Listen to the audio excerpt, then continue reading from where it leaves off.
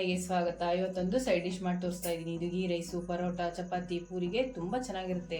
ಬನ್ನಿ ಹೇಗೆ ಮಾಡಿದ್ರು ನೋಡೋಣ. ನಮ್ಮ ಚಾನೆಲ್ನ ಫಸ್ಟ್ ಟೈಮ್ ನೋಡ್ತಿರೋ ಸಬ್ಸ್ಕ್ರೈಬ್ ಮಾಡೋದು ಮರಿಬೇಡಿ. ಲೈಕ್ ಮಾಡಿ, ಶೇರ್ ಮಾಡಿ, ಕಮೆಂಟ್ ಮಾಡಿ. ಕುರ್ಮಾಗ ಒಂದು ಒಗ್ಗರಣೆ ಹಾಕೊಂಡ್ಬಿಡೋಣ. ಪಾತ್ರೆ ತೊಗೊಂಡಿದ್ದೀನಿ. ಒಂದು 2ರಿಂದ 3 ಟೇಬಲ್ ಸ್ಪೂನ್ ಎಣ್ಣೆ ಹಾಕೊತಾ ಇದ್ದೀನಿ. ಎಣ್ಣೆ ಕಾದಿದೆ. ಸ್ವಲ್ಪ ಸಾಸಿವೆ ಹಾಕೊತಾ ಇದ್ದೀನಿ. ಸ್ವಲ್ಪ ಕರ್ಬೇವಿನ ಸೊಪ್ಪು ಹಾಕೊತಾ ಇದ್ದೀನಿ. ಈರುಳ್ಳಿನ ಸಣ್ಣ ಕಟ್ ಮಾಡಿ ಇಟ್ಕೊಂಡಿದ್ದೀನಿ, ಅದನ್ನ ಹಾಕೊತಾ ಇದ್ದೀನಿ. ಈರುಳ್ಳಿನ ಸ್ವಲ್ಪ ಬಾಡಿಸ್ಕೊಂಡ್ಬಿಡೋಣ. ಈರುಳ್ಳಿ ಇವಾಗ ಬಾಡಿದೆ. ಇದಕ್ಕೆ ಇವಾಗ ಹೂಕೋಸು ಹಾಕೊತಾ ಇದ್ದೀನಿ.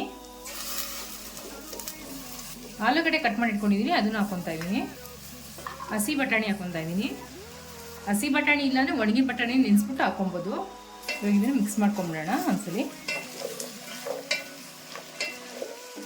ಈ ಥರ ಪಾತ್ರೆಲಿ ಬೇಯಿಸ್ಕೊಳ್ಳೋದ್ರಿಂದ ಹದವಾಗಿ ಬೇಯುತ್ತೆ. ಕುಕ್ಕರಲ್ಲೂ ಬೇಯಿಸ್ಕೋಬೋದು, ತುಂಬ ಮೆತ್ತಗಾಗ್ಬಿಡುತ್ತೆ ಕುಕ್ಕರಲ್ಲಾದರೆ.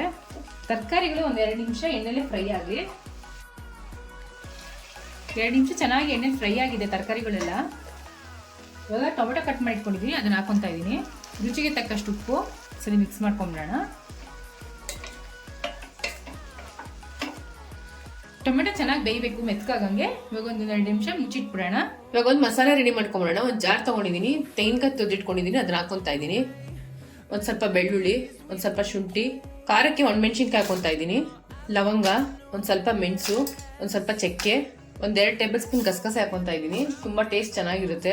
ಒಂದು ಸ್ವಲ್ಪ ಗೋಡಂಬಿ, ಒಂದು ಇಡಿಯಷ್ಟು ಕೊತ್ತಂಬರಿ ಸೊಪ್ಪು. ಇದನ್ನೆಲ್ಲ ರುಬ್ಕೊಂಡ್ಬಿಡೋಣ. ಇವಾಗ ನೋಡಿ ಈ ಥರ ರುಬ್ಕೊಂಡಿದ್ದೀನಿ. ರುಬ್ಬಿಟ್ಕೊಂಡಿರೋ ಮಸಾಲೆ ಹಾಕೊಂಡಿದ್ದೀನಿ. ಜಾರ್ ತೊಳೆದ್ಬಿಟ್ಟು ಸ್ವಲ್ಪ ನೀರು ಹಾಕೊತಾ ಇದ್ದೀನಿ.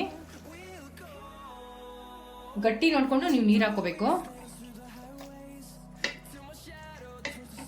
ಇದು ಹಸಿ ವಾಸನೆ ಹೋಗೋವರೆಗೂ ಕುದಿಸ್ಕೋಬೇಕು. 3ರಿಂದ 4 ನಿಮಿಷ ಚೆನ್ನಾಗಿ ಕುದಿದೆ, ಹಸಿ ವಾಸನೆ ಹೋಗಿದೆ. ಇವಾಗ ಸ್ಟವ್ ಆಫ್ ಮಾಡ್ಕೊಂಬಿಡೋಣ. ವೆಜ್ ಕುರ್ಮಾ ರೆಡಿ ಆಗಿದೆ. ಗೀ ರೈಸು, ಚಪಾತಿಗೆ, ಪರೋಟಾಗೆ, ಪೂರಿಗೆ ತುಂಬ ಚೆನ್ನಾಗಿರುತ್ತೆ. ಟ್ರೈ ಮಾಡಿಬಿಟ್ಟು ಹೇಗಿತ್ತು ಅಂತ ಕಮೆಂಟ್ ಬಾಕ್ಸಲ್ಲಿ ತಿಳಿಸಿ. Thanks for watching our video.